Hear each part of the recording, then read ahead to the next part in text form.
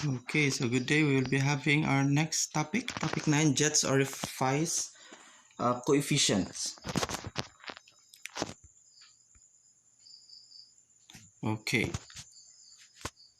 so an orifice is a geometric opening having a closed perimeter made in the walls or the bottom of a vessel containing fluid through which the fluid may be discharged. So the opening is regarded as an orifice only if the top edge of the opening lies below the liquid surface in the tank. So if you have a pipe and then as you can see there is a brown colored thing in between those pipes, so that is called an orifice or orifice. So if you put some separation between the two pipes, so there will be a different pressure difference between the two sides. We have the left side and the right side, so we will be having a pressure difference. So based on that pressure difference, we can get a measurement of how fluid flows or how much fluid flows in the orifice or orifice plate. Okay, so here's an example of an orifice. So there is a circular disc put in between the pipe, and then those discs will be preventing or will be limiting the flow of fluid, and therefore the pressure on the left side and the right side will be different, and based on that the pressure difference you can also measure for the fluid flow or the amount of fluid that flows in the pipe. Okay, so there are different classifications of the orifice. Geometry of orifices. We have the bell mouth orifice. So there are different types of orifice, same principle. Okay, so what are the flow through of an orifice? Consider a tank with a sharp-edged circular orifice which discharges liquid from the tank directly into the atmosphere as shown in figure. So it's a tank, but how the fluid flows in between those two circular or sharp-edged metal, so it's like also an orifice. So an orifice meter, so you have direction flow on the left side going to the right side. We have differential manometer from the left side to the right side, so there is difference in pressure, and then based on that difference of pressure, so we can calculate for the flow of the fluid. So define the coefficient of velocity. So the coefficient of a velocity of a jet orifice is a dimensionless parameter used in fluid mechanics to describe the velocity of a fluid jet as it exits an orifice or a nozzle. So that is the coefficient of velocity. So it is defined as the ratio of the actual velocity of the fluid jet exiting the orifice to the theoretical velocity of that fluid would have it were flowing out of the orifice under the influence of gravity alone. So understand the coefficient of discharge for a small orifice. So the coefficient of discharge for a small orifice is a dimensionless factor used in fluid mechanics to characterize the efficiency of an orifice in discharging fluid. So it is commonly used in flow rate calculation and is specific to the geometry and conditions of the orifice. So formula or the mathematical expression for this one is coefficient of discharge, so CD.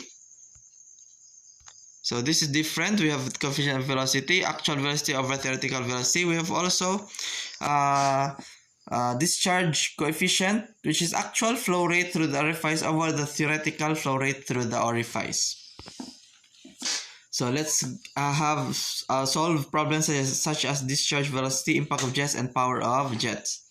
So example 1, calculate the discharge through an orifice. So given the diameter of the orifice is 5 cm, the coefficient of discharge is 0.62.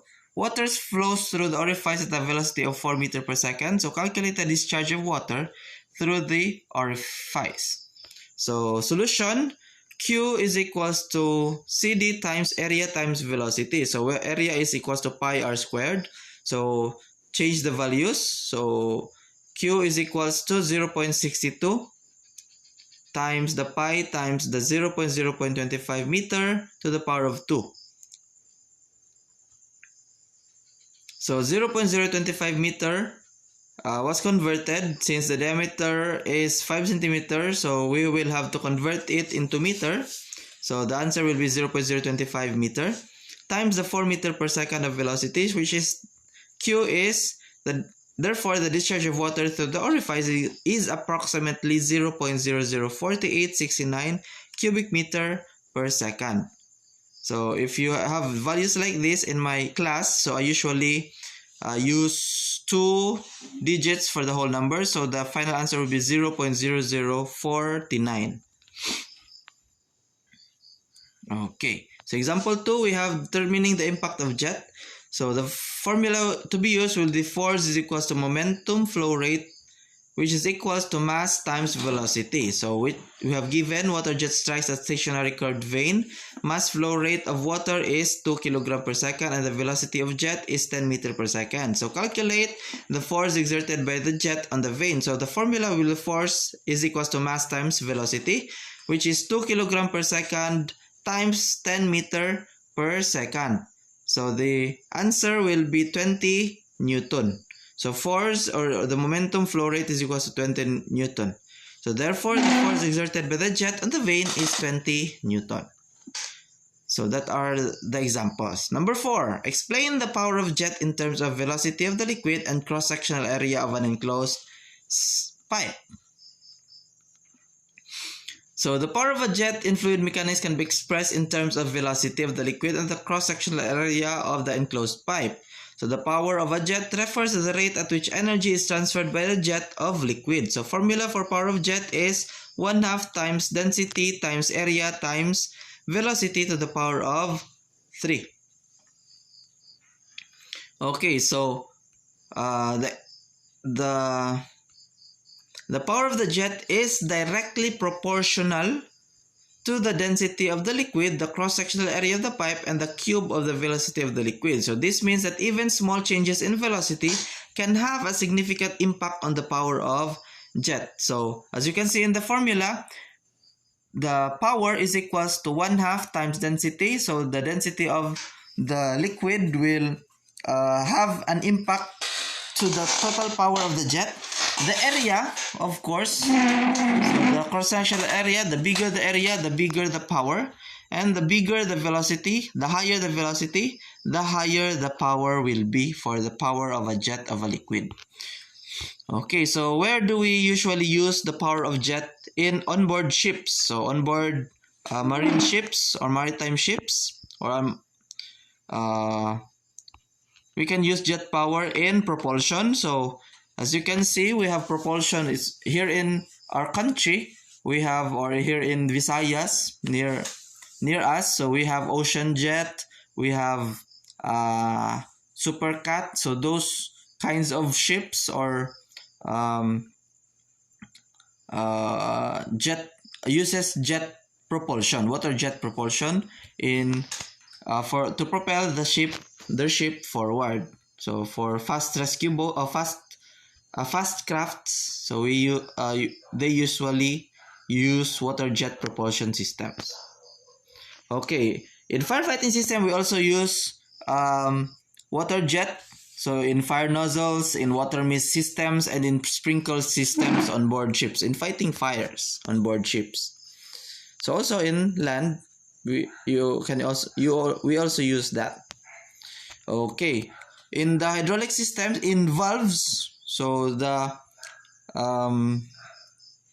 in valves we can also say that we are using jet power or jet orifices in between those moving valve seats.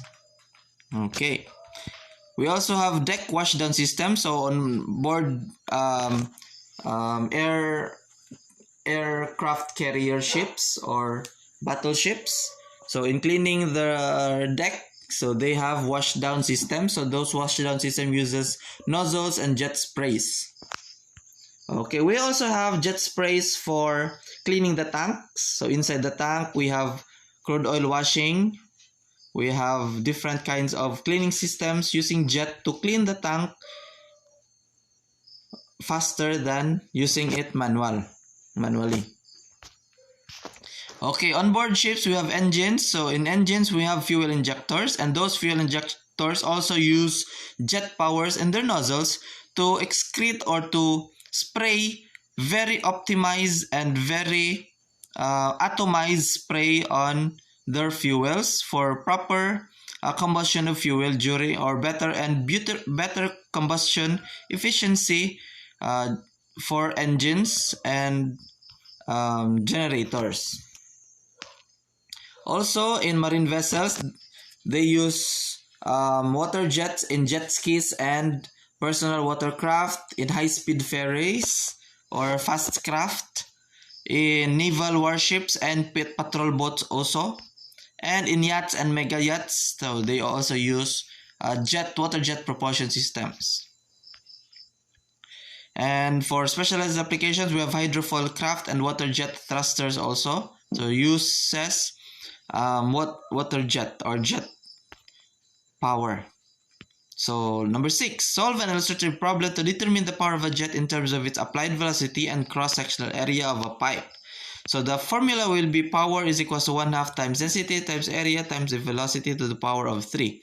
So given the velocity of the jet is 10 meter per second, cross-sectional area of 0.02 meter squared, and density of water which is 1000 kilogram per cubic meter. So multiply this all time multiplied to 1/2. So the answer will be 10,000 watts. So therefore the power of the jet is 10,000 watts. So in this example, the power of the jet is calculated based on the velocity of the water jet and the cross-sectional area of the pipe. The results 10,000 watts. So kindly recompute the formula. Maybe if ever there will be some mistake, but I think this is correct. Just in case, just use your calculator again to be sure that the power will be 10,000 watts if you multiply all those values. Okay, so that's the end. So I hope you have learned something from our topic today, and see you on our next video. Bye.